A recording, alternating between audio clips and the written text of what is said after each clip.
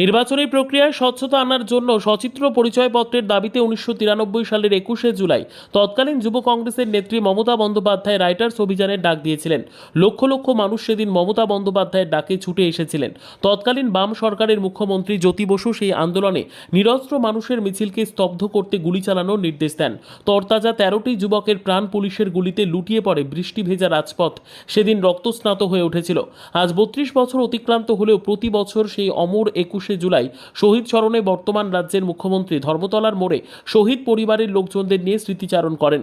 21শে জুলাই মঞ্চে সারা বাংলার আইনজীবীদের বিশাল অংশ যাতে যোগ দিতে পারে। তৃণমূল কংগ্রেস লিগাল সেলের মুর্শিদাবাদ জেলা Trinamool Congress legal sell Jangipur court ইউনিটের আইনজীবীরা যাতে শহীদ সমাবেশে অংশগ্রহণ করেন সেই মর্মে মুর্শিদাবাদ জেলার তৃণমূল কংগ্রেস আইনজীবী সেল জঙ্গিপুর আদালত শাখা মুর্শিদাবাদের উমরপুর নূর ভবন মঙ্গলজোনে একটি প্রস্তুতি সভা করেন।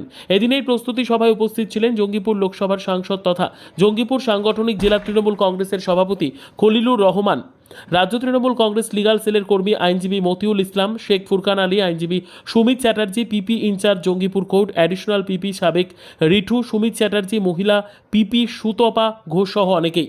কর্মসূচি আপনাদের আজকের কর্মসূচি হচ্ছে আমাদের বর্তমান legal cell chairperson Chandrima Bhattacharya নবনির্বাচিত, তার নির্দেশক্রমে আমি মুর্শিদাবাদ জেলায় এসেছি তার বক্তব্যটাকে কনভে করার জন্য।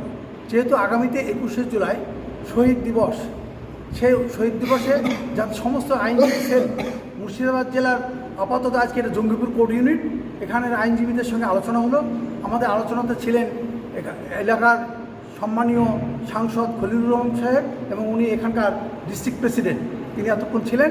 এবং যাতে আমরা এখানে এই আইনজীবী সেল সেখানে গিয়ে সবাই একসঙ্গে মিলিত হতে পারি, আমার সেই জন্য আমি এখানে এই প্রোগ্রামের জন্য আমি এসেছিলাম। এটা এই জঙ্গিপুর থেকে কতজন আপনারা? জঙ্গিপুর থেকে আশা করছি প্রায় 150 মতো যাবে, কারণ লিগ্যাল সেল চতুর্দিকে আইনজীবী সেলের যারা সংগঠন চন্দ্রিমা ভট্টাচার্যের নেতৃত্বে জঙ্গিপুর কোর্ট ইউনিট থেকে প্রায় 150 জন যাচ্ছে, মুর্শিদাবাদ থেকে প্রায় 450-500 জন যাবে।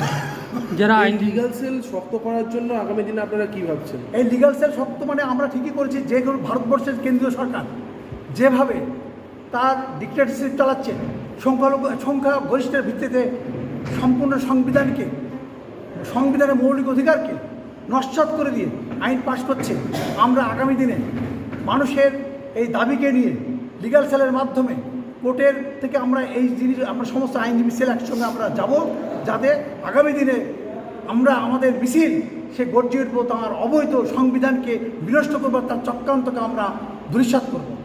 দেশের বিভিন্ন জায়গায় দেখা যাচ্ছে বাংলা ভাষী হওয়ার জন্য হেনস্থা হতে হচ্ছে বিভিন্নভাবে মানুষজনদেরকে, বাঙালিদেরকে বিশেষ করে।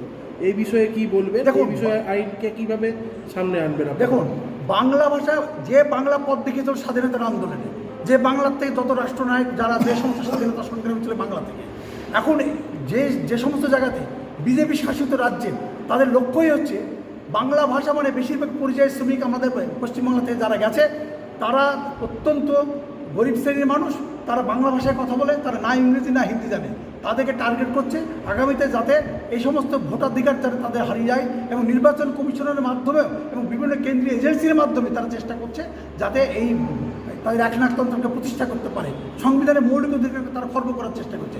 এই হিংচক্রের বিরুদ্ধে আমরা লিগ্যাল সেল আগামীতে সোচ্চার হব। আপনার পরিচয়? আপনার নাম পরিচয়? আমার নাম মতিউল ইসলাম, আইনজীবী, হাইকোর্ট।